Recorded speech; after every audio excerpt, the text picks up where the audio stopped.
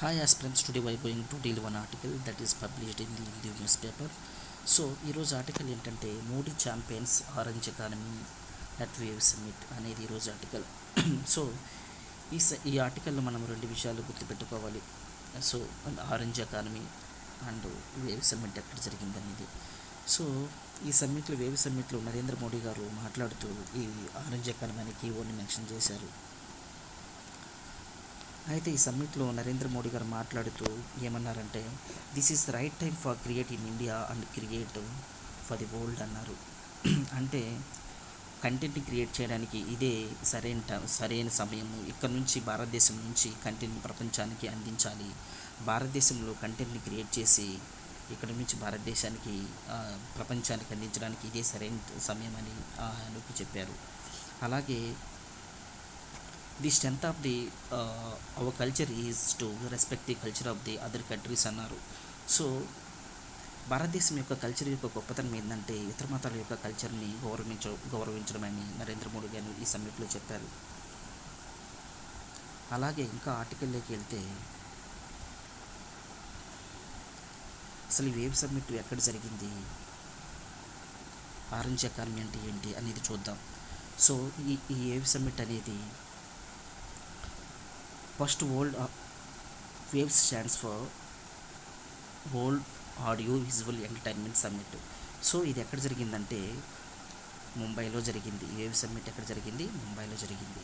So అయితే ఈ global summit యొక్క ఈ సమ్మిట్ యొక్క మెయిన్ ఎయిమ్ ఏంటంటే media, entertainment and intellectual property and technological ఇన్నోవేషన్లో ఈ ఇండియా అనేది గ్లోబల్ హబ్గా చేయాలనేది ఈ యొక్క సమ్మిట్ యొక్క ముఖ్య ఉద్దేశం. అయితే ఆరెంజ్ ఎకానమీ అంటే ఏంటి? ఈ సమ్మిట్లో నరేంద్ర మోడీ గారు ఆరెంజ్ ఎకానమీ అనే వర్డ్ని మెన్షన్ చేశారు. సో భారతదేశం అనేది ఆరెంజ్ ఎకానమీగా ఎదుగుతున్నదని అన్నారు. సో అయితే ఆరెంజ్ ఎకానమీ అంటే ఏంటి? Orange economy is also noun as creative economy. So కల్చర్ని, క్రియేటివిటీని, టెక్నాలజీని, ఇంటలెక్చువల్ ప్రాపర్టీని ఇంటిగ్రేట్ చేస్తూ సో తద్వారా సంపదని, జాబ్స్ని సృష్టించాలి, వెల్త్ని, జాబ్స్ని క్రియేట్ చేయాలి. తద్వారా సోషల్గా, ఎకనామికల్గా, కల్చరల్గా దేశాన్ని ముందుకు తీసుకుని వెళ్తూ సస్టైనబుల్ డెవలప్మెంట్స్ గోల్స్కి సపోర్ట్ చేయాలనేది దీని యొక్క ముఖ్యమైన ఉద్దేశం. ఇదే ఆరెంజ్ ఎకానమీ అంటే.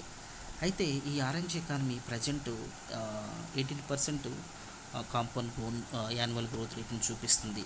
అయితే ఈ క్రియేటివ్ ఎకానమీ అనేది 2023లో 19 బిలియన్స్ ఉండగా 2026 కల్లా ఇది 34 బిలియన్స్గా గ్రో అవుతుందని చెప్తున్నారు. సో ఇది ఈ ఆర్టికల్లో ఉన్న ముఖ్యమైన ఇన్ఫర్మేషన్. సో ఈ ఆర్టికల్లో ఉన్న ఆ డేటాను బేస్ చేసుకొని మనం ఒక ఎంసీక్యూని అయితే చూద్దాం. సో క్వశ్చన్ ఏంటంటే, which of the following statement is correct? First statement, world audio visual entertainment summit అనేది ముంబైలో జరిగింది అంటున్నారు. First statement is correct. Second statement ఏంటంటే creative economy is projected to grow 36 billions by 2026 from 19 billion from 2023. So second statements కూడా correct. So ఈ రెండు statement correct కాబట్టి answer వచ్చేసి ఏ అవుతుంది, 1 and 2 అవుతుంది.